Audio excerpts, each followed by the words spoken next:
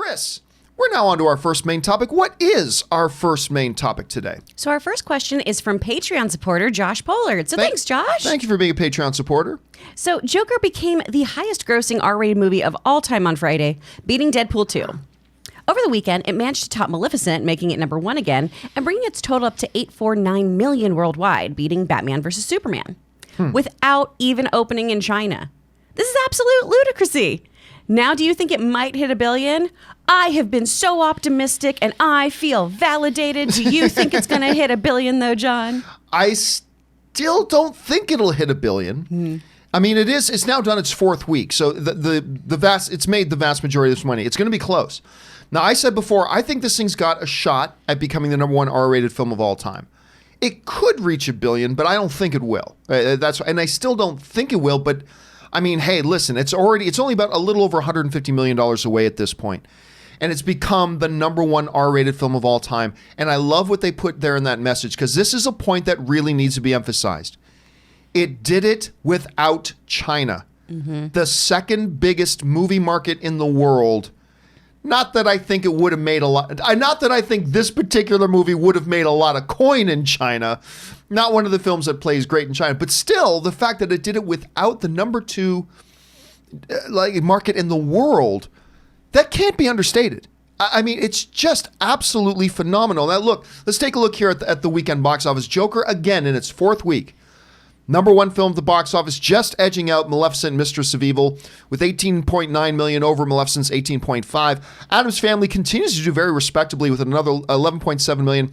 Zombieland double tap with $11.6, and Countdown, the new little horror film, did a nice little showing for itself, coming in at $9 million. Now, of course, where this puts us right now, in terms of all time, it's now 100% official. Joker has become the number 1 R-rated box office film of all time, blowing past Deadpool and Deadpool 2. It's sitting now at $849 million, again, just shy of $850. Deadpool, of course, or Deadpool 2 at $785.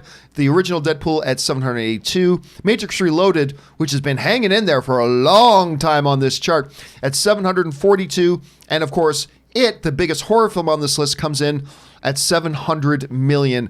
Joker now sitting at $849, blowing past a lot of other DC Universe movies. Not that Joker's in the DC Cinematic Universe at all. But, Rob, I mean, a lot of us felt that this movie was going to be successful. We thought, you got this filmmaker with this actor, with this beloved character, probably not going to make $800 million.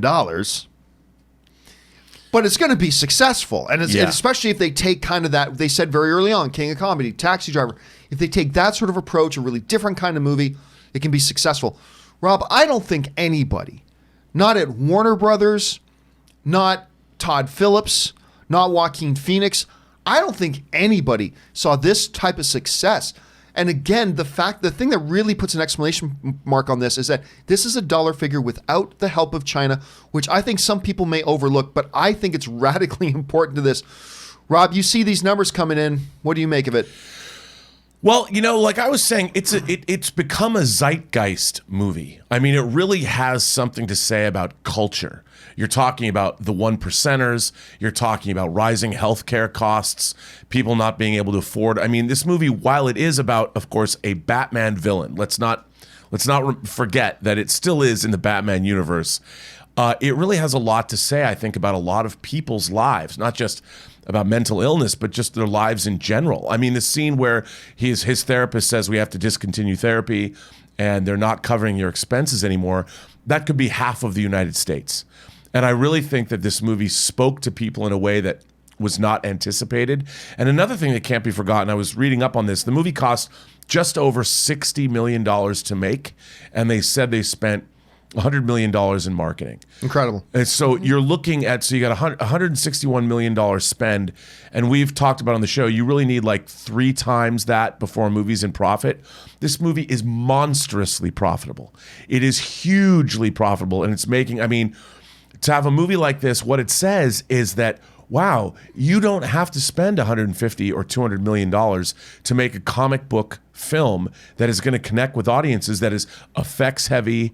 And I think it really says something about the marketplace. I mean, studios, if they're going to survive in the world of streaming, they have to pull back and spend less money on movies. And if you could have a studio making 5 movies like this a year, making this kind of money, and I'm not saying, look, I know it's a Batman movie. It's not like any movie that costs $61 million is going to make this kind of money.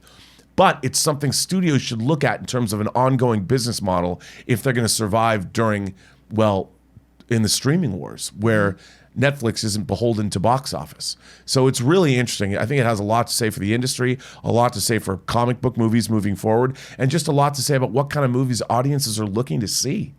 You know, and it should be pointed out that Joker is a movie that lends itself to being able, like, for you can't make Avengers Endgame for $60 million, No. right? Yeah.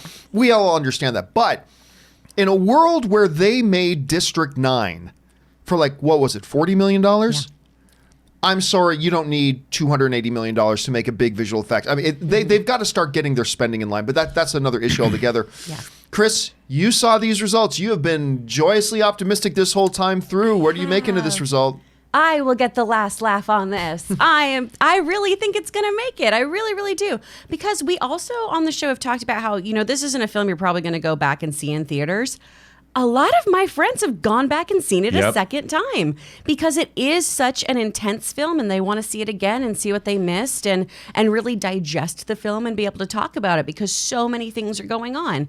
This, like we've been saying, is a great film for comic book fans. It's a great movie for just people in general. People are really, really gravitating towards this film. And whether or not they have a really positive reaction to it or a negative reaction, because some people have been kind of iffy about it, people are talking about it and people want to go see the film and they're going back to see it, which blew me away. I thought it was going to do well.